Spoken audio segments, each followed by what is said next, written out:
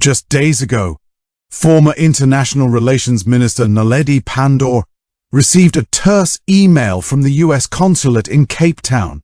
The message was brief and brutal. Her multiple entry visitor's visa to the United States had been revoked with immediate effect. No explanation, no justification. Just a cold, bureaucratic notification that she was no longer welcome on American soil. The U.S. House of Representatives is reviewing a bill that questions the country's relationship with South Africa. And the bill accuses South Africa of building ties with countries and actors that undermine America's national security. South Africa's Foreign Minister Naledi Pandor is in Washington, D.C. to discuss the tense ties and spoke to Al Jazeera's Mike Hanna. There's almost an implication that when America holds a particular position, South Africa must follow.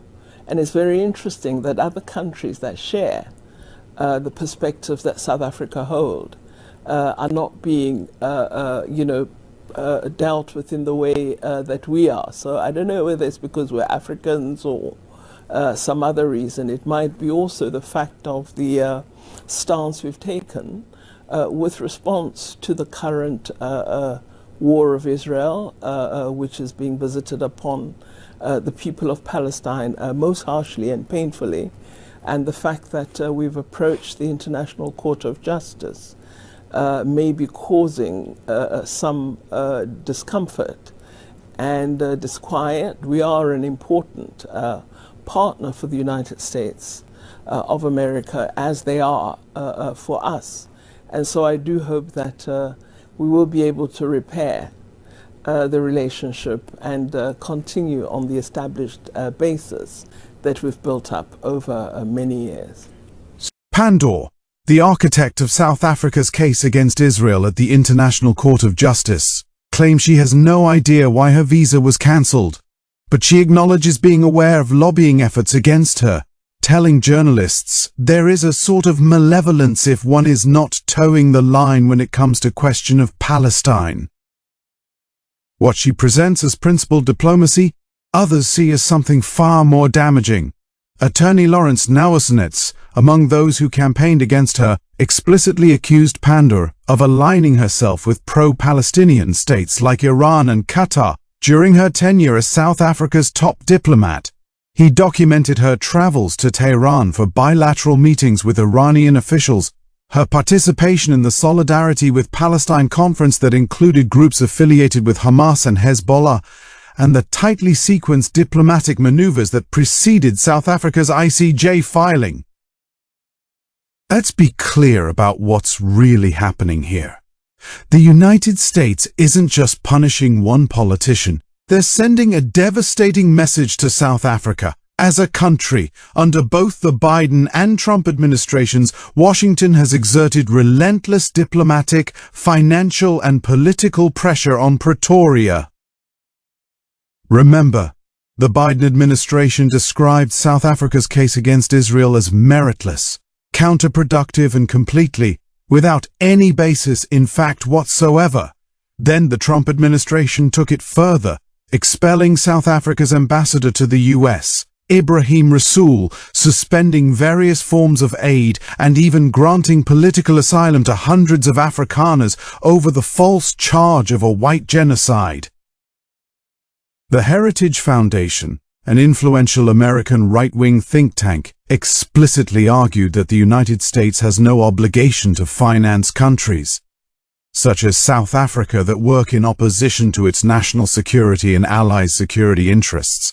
They said it was time to turn off the aid spigot to South Africa, and that's exactly what's happening. Now you might be thinking, what does this have to do with me? Why should I care about a former minister's travel privileges? Here's the devastating truth. When South Africa becomes isolated on the world stage, it isn't the politicians who suffer. It's you. It's the ordinary South African trying to put food on the table, trying to find work, trying to build a future. Minister in the presidency, Khumbudzo Ntshabeni, dismissively said about Pandor's visa revocation, "It doesn't change the price of bread." She's wrong. dead wrong. Because every diplomatic conflict, every cancelled investment deal, every trade barrier that results from our international isolation directly affects the price of bread, the cost of fuel, the availability of jobs. While Pandor becomes a hero to certain segments of the global community, what about the real consequences for South Africa? The United States isn't just cancelling visas, they're reconsidering economic relationships, development aid, and investment partnerships that directly impact South Africa's struggling economy. This isn't just about Palestine. This is about a foreign policy approach that has systematically alienated traditional partners while embracing regimes that don't have South Africa's best interests at heart. Pandor herself has openly argued that the United States could no longer be viewed as the world's leading democracy and had become a global threat. Such statements might play well to certain audiences, but they have real consequences. They damage relationships built over decades, they cost South Africa influence and opportunity, and they divert attention from the critical issues we should be addressing: crumbling infrastructure, failing state-owned enterprises, corruption that siphons billions from public coffers. Since retiring from frontline politics, Pandor hasn't stepped back from controversy. She's traveled twice to the United States in 2025 to meet with the organization Justice for All, which campaigns on Gaza and compares the situation to apartheid-era South Africa. Meanwhile, she's now the chairperson of the Nelson Mandela Foundation, an institution that should be building bridges, not burning them. Let's talk about the human cost of this diplomatic grandstanding. While politicians and former ministers jet off to international conferences and engage in geopolitical battles, who's fighting for the ordinary South African? Who's fighting for the farmer in Limpopo, who can't export his produce because of trade barriers that result from our diplomatic isolation? Who's fighting for the factory worker in KwaZulu-Natal, whose plant closes because international investors got cold feet about South Africa? Who's fighting for the young graduate in the Eastern Cape, who can't find work because foreign direct investment has dried up? These are the real victims of our foreign policy failures.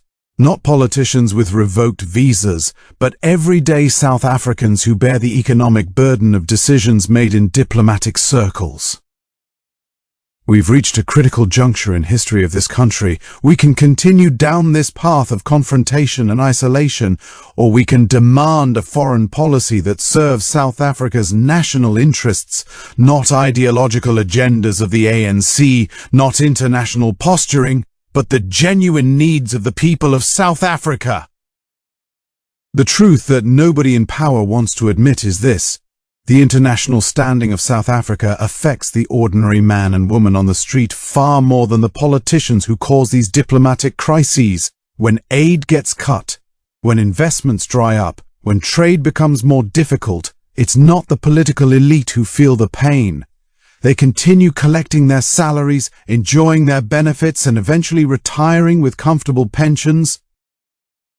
It's the unemployed youth in Alexandra, the struggling small business owner in Port Elizabeth, the family trying to survive on social grants in rural Mpumalanga.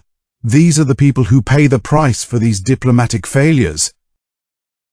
This isn't just about one visa or one politician. This is about the future of South Africa. This is about whether we'll have a foreign policy that creates opportunity for all South Africans, or one that serves the interests of a few. Now, if you're tired of bearing the consequences of decisions you didn't make, if you're angry about being ignored while political games are played with your future, then I need you to act today. Subscribe to this channel because we're not afraid to speak the truth to power. Like this video and share it with every South African who needs to understand the real cost of our diplomatic failures. Leave a comment below. Tell us how our country's international standing has affected your life, your family, your community. Your voice matters, your perspective counts, and together we can demand better from those who claim to represent us. If you believe in holding leadership accountable, if you want to see a South Africa that builds bridges rather than burns them, then join us as a channel member. Support our work through Super Thanks donation. Every contribution helps us investigate deeper, speak louder, and ensure that the stories that matter reach the people who need to hear them.